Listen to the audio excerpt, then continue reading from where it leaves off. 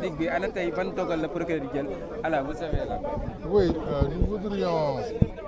très brièvement informer l'opinion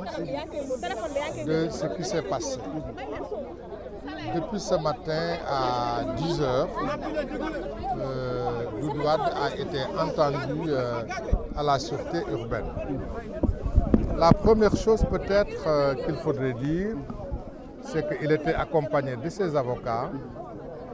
Autour de moi-même, il y avait Maître Moustapha Mbaye, Maître Babou, Maître Baro et Maître Adi Diallo. Donc on était là avec lui depuis ce matin. La deuxième chose qu'on voudrait aussi relever pour informer l'opinion, c'est que jusqu'au moment où je vous parle, notre client Doudou Wade n'a pas encore reçu une convocation, ni de la police, ni de qui que ce soit. C'est à travers la presse qu'il a été informé et il est venu spontanément se présenter ce matin. Il a été longuement entendu et il a apporté toutes les clarifications qu'il fallait faire. Il a répondu avec précision, il a répondu avec clarté, il a répondu à toutes les questions qui lui ont été posées.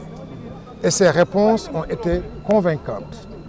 Et il s'est expliqué sur les propos qu'il a tenus et qui lui étaient reprochés. C'est des propos que vous connaissez tous qui ont été tenus lors d'une émission. Il s'en est expliqué et à la suite de ces explications,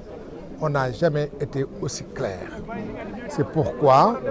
à la fin de son audition,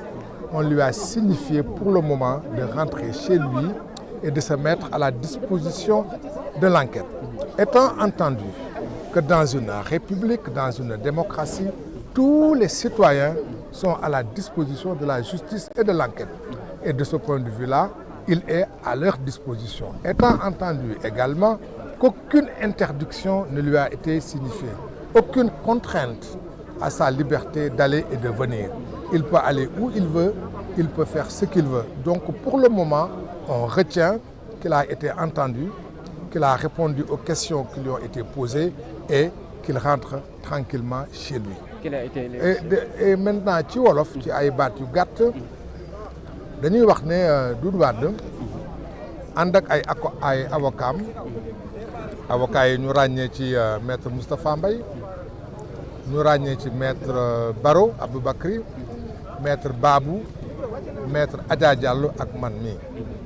ñoo ànd ak moom fii depuis ci suba depuis 10 heures ba léegi ñu bàyyi ko mu ñibbi may wax ne bi jiitu ñu bëggoon ñëpp xam ko te mu leer ci ñëpp ba tey jii ñuy wax ak yéen Doudou Wade jotul convocation du ci këram du ci faneen du liggéeyukaayam du fenn foo xam yónnee nañ ko convocation ci presse bi la dégg ne ñu ngi koy woo di ko wër moo tax tey jii ci suba mu décidel boppam ci lu ko kenn laajul waaye su ko defee dafa fekk ne dafa am fu mu teg réew mi dafa am fu mu teg police dafa am fu mu teg institution yi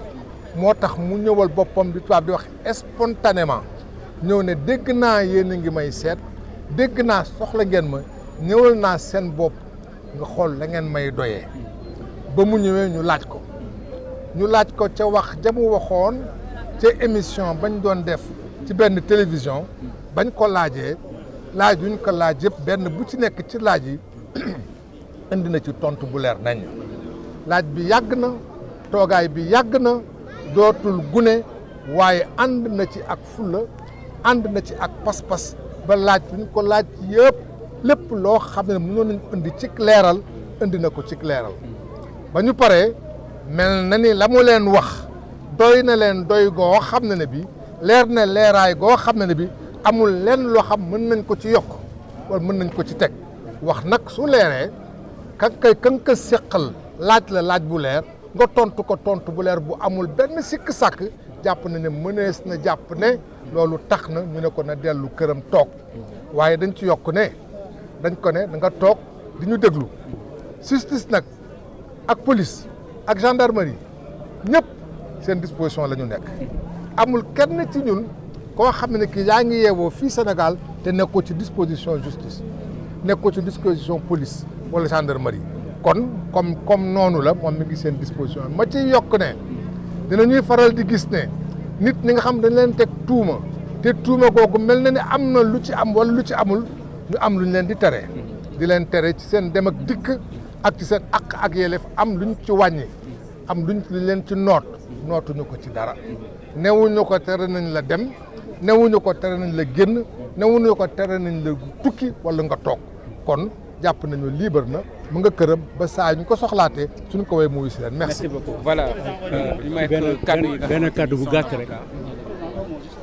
pour d'abord gërëm avocat yi nga xam ne ñoo ànd ak man am na nag nekk nañu sama wéetal fekk naa fi aussi ay alkaati yoo xam ne yi ay personnel de police yoo xam ne yi ay la yéwén awma lu ma leen sikkee entretien bu guddi nii nag 11h ba léegi yenn saa yi dina am ay kaddu yu juuyaloo te kaddu bu nekk di nga ko replacer pour tegaat seet diñ la wax lan la ak par rapport ak li nga def maa ngi gërëm personnel de police bi ma fi nekk bi ma fi fekk par contre maa ngi gërëm sénégalais yëpp maa ngi gërëm ñi ñëw fii ak ñi ñëwul ñi bind ñi wax ñi envoyé message man yëg naa ne tey amel naa bor Sénégal te lépp lu ma doon def ci xale yu ndaw yi en principe parce que mag yi ma seetaan ba mag yi ñëw seet si ma bariwul mais ñi ma seet si yëpp 80% ay xale lañu moonte man maa ngi jàpp ne li may def ci xale yi bés bu nekk ak guddi ku nekk ndekete doyul jàpp naa tey ne ndekete ci politique di nga am ñu la contre ak ñu la bañ ak ñu la bëgg mais ndekete mën nga ci liggéey loo xam ne bii considération bu rëy ngay am donc yéen ñëpp tant que vous êtes maa ngi leen di gërëm maa ngi leen di sant je suis très fier de mon peuple. merci merci beaucoup. voilà mu nekkoon kàddu yi nga xamante ne c'est bon yëkkati woon na ko ak ñi nga xamante ne ñoo di ay avocats yi. ça fait longtemps ah. ngeen déggante ça va bien.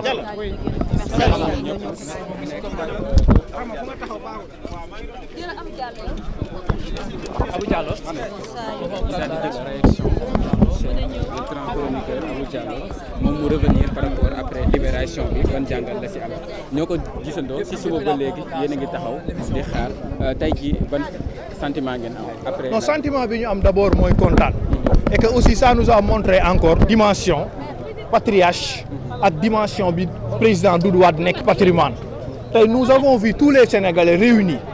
de toute obédience ñëpp daje les républicains